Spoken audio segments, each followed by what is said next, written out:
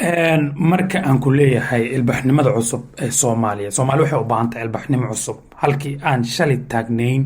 inaan weli sii taagnaano waa laga fiican yahay waxaan u baahnaa naga isbedel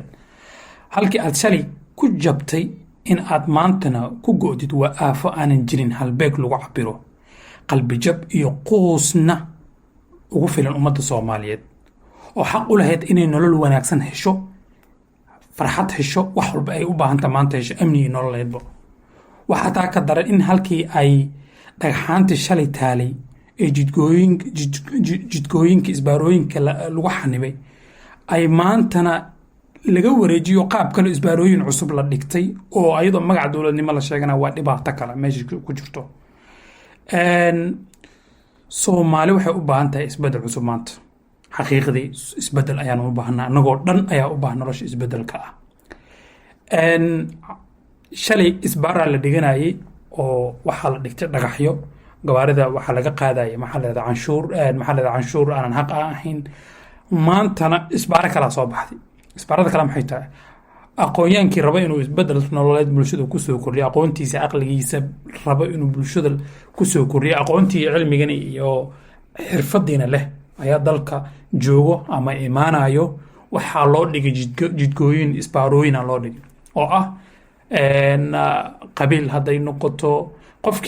qofka cilmiga leh badana waxyaabaha qaarkiis uu ka yanjaqsoodaa qabyaalada oo kaleeta uu ka yanjaqsoodaa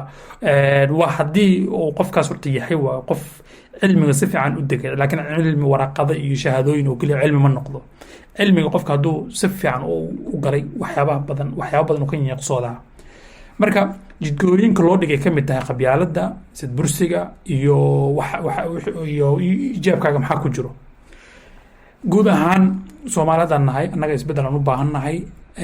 duulkeena Soomaaliyada maanta jirtan inay isbedesho horumar aan hiigsano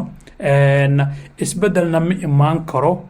ayadoo marka horeba tiirarkii dowladnimo dhardhaaradii dowladnimo la toosiyo dowladnimada sideedaba waxay ku dhisantaa saddex dhardhaaro sida aqoonyahanada ay sheegaan saddexda dhardhaaro oo dowladnimada ku dhisan tahayna waxa waaye in la helo dowladda fulin oo ah golaha wasiirada iyo ra'iisul wasaaraha iyo madaxweynaha executive-ka iyo judiciary iyo sharci dejiyaashii iyo mataqaana baarlamaankii oo isagana macnaheedu mataqaana dowladnimada qayb ka ah fulintii sharci dejintii iyo garsoorkii saddexdaas markay isqabtaan ay dowladnimada Soomaaliya ay base ay u noqon kartaa laakiin saddexda oo kaliya oo shaqeeya waxba ma noqon karto ayadoona shacabka iyo bulshada qaybaheeda kala duwan aysan qayb ka ahayn dowladda meesha imaanayso markaan ku leeyahay shacabka iyo bulshada waxgaradka ah markaan ku leeyahay waxaan kala jeedaa waxay tahay in madaxda ayaga inay soo doorteen shacabkii inay madaxda soo doorteen madaxda ay raali ka yihiin annaga dhaqan islaam ah inoo sheegayo in hadduu imaamka masaajidka haddiisan dadka gadaal ku daba tukanayo haddii aysan raali ka ahayn inuu qofka inuusan tujinin madaxda Soomaaliya maanta madaxweyne ka noqonayso shacabka qaarkiis ayaanba ogolayn inuu ninka madaxweyne ka noqdo haddii doorasho uu ku imaan lahaa oo madaxweynihii ay dooran lahayd ugu yaraan 1 milyan oo qof oo Soomaaliyeed ummadda xogo oo waxa la dhihi lahaa isbedel nololeed horumar ayay gaartay madaxweynahana oo waa madaxweyne la aqoonsan yahay maanta oo shacabkiisa keensada la dhihi lahaa marka dhibaatada inaa haysato waxa ka mid ah dhardhaaradii dowladnimo iyo nidaamkii dowladnimo ayaaba horumarka naga hortaagan marka inaan toosinno waxay ku xiran tahay in shacabka ay kacaan ay yiraahdaan waxaan u baahanaa anaga isbedel waxaan u baahanahay nolol waxa inama anfacdo waxayna u baahan yihiin shacabka dowlad dhibaatada haysata ka saari karto amnigooda sugi karto hantidooda ilaalin karto marka isbedel ma imaan karo ayadoo nidaamka dowladnimo uu meesha ka jiro uu nooca uu egyahay oo madaxweynihii uu ku imaanayo nidaam cadaalad xumo sidbursi uu ku imaanayo marka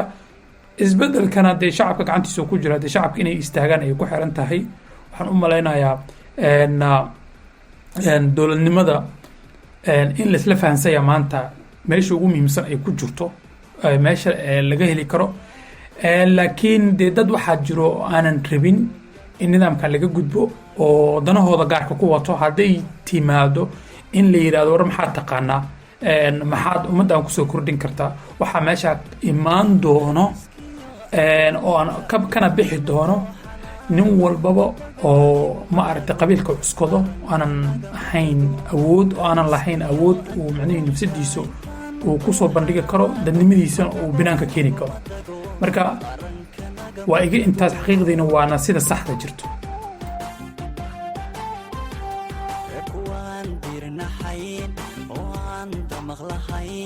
ayaan la diriraya la dir waan diidanahay deegaanada dhulkayga aanun ku daabin calan cawaala un dulbaban dangiigsanaya oo gumaysi dooni maayo qabyaala doora maayo kuwaan dirnaxayn ee aan damaq lahayn ayaan la diriraya la dir waan diidanahay deegaanada dhulkayga aanun ku daabin calan cawaalo un dulbaban dankiigsamaya oo gumaysi dooni maayo qabyaala doora maayo